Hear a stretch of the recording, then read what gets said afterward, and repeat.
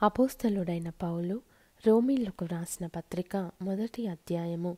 యేసుక్రీస్తు దాసుడును అపోస్తలుడుగా నుండుటకు పిలువబడిన వాడును దేవుని సువార్త నిమిత్తము ప్రత్యేకింపబడిన వాడునైన పౌలు రోమాలో ఉన్న దేవుని ప్రియులకందరికీ, అనగా పరిశుద్ధులుగా ఉండుటకు పిలువబడిన వారికందరికీ శుభమని చెప్పి వ్రాయునది. మన తండ్రి అయిన దేవుని నుండియు ప్రభువైన యేసుక్రీస్తు నుండియు కృపా సమాధానములు మీకు కలుగుగాక. దేవుడు తన కుమారుడును మన ప్రభువునైన యేసుక్రీస్తు విషయమైన ఆ సువార్తను పరిశుద్ధ లేఖనములయందు తన ప్రవక్తల ద్వారా ముందు వాగ్దానము చేసెను. యేసుక్రీస్తు శరీరమును బట్టి దావీదు సంతానముగాను, మృతులలో నుండి పునరుత్థానుడైనందున పరిశుద్ధమైన ఆత్మను బట్టి దేవుని కుమారుడుగాను ప్రభావముతో నిరూపింపబడెను. ఈయన నామము నిమిత్తము సమస్త జనులు విశ్వాసమునకు విధేయులగునట్లు ఈయన ద్వారా మేము కృపను అపోస్తలత్వమును పొందితిమి. మీరును వారిలో ఉన్నవారై యేసుక్రీస్తు వారుగా ఉండుటకు పిలువబడి ఉన్నారు. మీ విశ్వాసము సర్వలోకమున ప్రచురము చేయబడుచుండుటను బట్టి మొదట మీ అందరి నిమిత్తము యేసుక్రీస్తు ద్వారా నా దేవునికి కృతజ్ఞతాస్తుతులు చెల్లించుచున్నాను. ఇప్పుడు ఎలాగైనను ఆటంకము లేకుండా మీ యొద్దకు వచ్చుటకు దేవుని చిత్తము వలన నాకు వీలు కలుగునేమో అని నా ప్రార్థనలయందు ఎల్లప్పుడూ ఆయనను బతిమాలుకొనుచు మిమ్మును గూర్చి ఎడతెగక జ్ఞాపకం చేసుకొనుచున్నాను. ఇందుకు ఆయన కుమారుని సువార్త విషయమై నేను నా ఆత్మయందు సేవించుచున్న దేవుడే నాకు సాక్షి.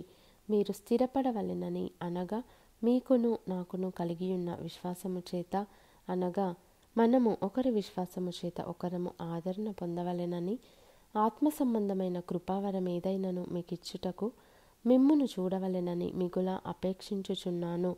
సహోదరులారా, నేను ఇతరులైన అన్యజనులలో ఫలము పొందినట్లు మీలో కూడా ఫలమేదైనను పొందవలెనని అనేక పర్యాయములు మీ యొద్దకు రానుద్దేశించి తిని, గాని ఇది వరకు ఆటంకపరచబడి తిని.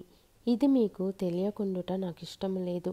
గ్రీసు దేశస్థులకును గ్రీసు దేశస్థులు కాని వారికిని, జ్ఞానులకును మూఢులకును నేను రుణస్థుడను కాగా, నా వలననైనంత మట్టుకు రోమాలోని మీకును సువార్త ప్రకటించుటకు సిద్ధముగా ఉన్నాను. సువార్తను గూర్చి నేను సిగ్గుపడువాడను కాను. ఏలయనగా నమ్ము ప్రతివానికి, మొదట యూదునికి గ్రీసు దేశస్థునికి కూడా రక్షణ కలుగజేయుటకు అది దేవుని శక్తి అయి ఉన్నది. ఎందుకనినా నీతిమంతుడు విశ్వాసమూలముగా జీవించునని వ్రాయబడిన ప్రకారము విశ్వాసమూలముగా అంతకంతకు విశ్వాసము కలుగునట్లు దేవుని నీతి దానియందు బయలుపరచబడుచున్నది.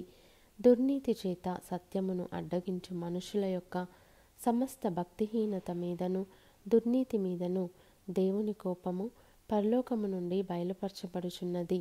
ఎందుకనగా దేవుని గూర్చి తెలియ శక్యమైనదేదో అది వారి మధ్య విషదమై ఉన్నది. దేవుడు అది వారికి విషదపరచెను. ఆయన అదృశ్య లక్షణములు, అనగా ఆయన నిత్యశక్తియు దేవత్వమును, జగదుత్పత్తి మొదలుకొని సృష్టింపబడిన వస్తువులను ఆలోచించుట వలన తేటపడుచున్నవి గనుక వారు నిరుత్తరులై ఉన్నారు. మరియు వారు దేవుని నెరిగియు ఆయనను దేవునిగా మహిమపరచలేదు, కృతజ్ఞతాస్తుతులు చెల్లింపను లేదు గాని తమ వాదములయందు వ్యర్థులైరి. వారి అవివేక హృదయము అంధకారమయమాయెను. తాము జ్ఞానులమని చెప్పుకొనుచు బుద్ధిహీనులైరి. వారు అక్షయుడగు దేవుని మహిమను క్షయమగు మనుషుల యొక్కయు, పక్షుల యొక్కయు, చతుష్పాద జంతువుల యొక్కయు, పురుగుల యొక్కయు ప్రతిమా స్వరూపముగా మార్చిరి. ఈ హేతువు చేత వారు తమ హృదయముల దురాశలను అనుసరించి తమ శరీరములను పరస్పరము అవమానపరచుకొనున్నట్లు దేవుడు వారిని అపవిత్రతకు అప్పగించెను. అట్టివారు దేవుని సత్యమును అసత్యమునకు మార్చి సృష్టికర్తకు ప్రతిగా సృష్టమును పూజించి సేవించిరి. యుగముల వరకు ఆయన స్తోత్రార్హుడై ఉన్నాడు. ఆమేన్. అందువలన దేవుడు తుచ్చమైన అభిలాషలకు వారిని అప్పగించెను. వారి స్త్రీలు సైతము స్వాభావికమైన ధర్మమును విడిచి స్వాభావిక విరుద్ధమైన ధర్మమును అనుసరించిరి. అటువలే పురుషులు కూడా స్త్రీ యొక్క స్వాభావికమైన ధర్మమును విడిచి పురుషులతో పురుషులు అవాచ్యమైనది చేయుచు తమ తప్పిదమునకు తగిన ప్రతిఫలమును పొందుచు ఒకరి ఎడల ఒకరు కామతప్తులైరి. మరియు వారు తమ మనస్సులో దేవునికి చోటియనొల్లకపోయిరి గనుక చేయరాని కార్యములు చేయుటకు దేవుడు భ్రష్ట మనస్సుకు వారిని అప్పగించెను.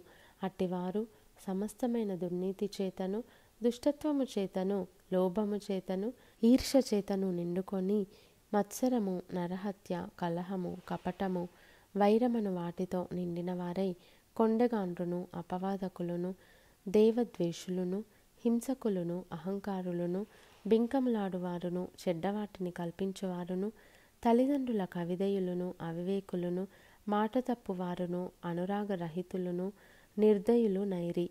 ఇట్టి కార్యములను అభ్యసించువారు మరణమునకు తగిన వారు అను దేవుని న్యాయవిధిని వారు బాగుగా ఎరిగియుండియు వాటిని చేయుచున్నారు.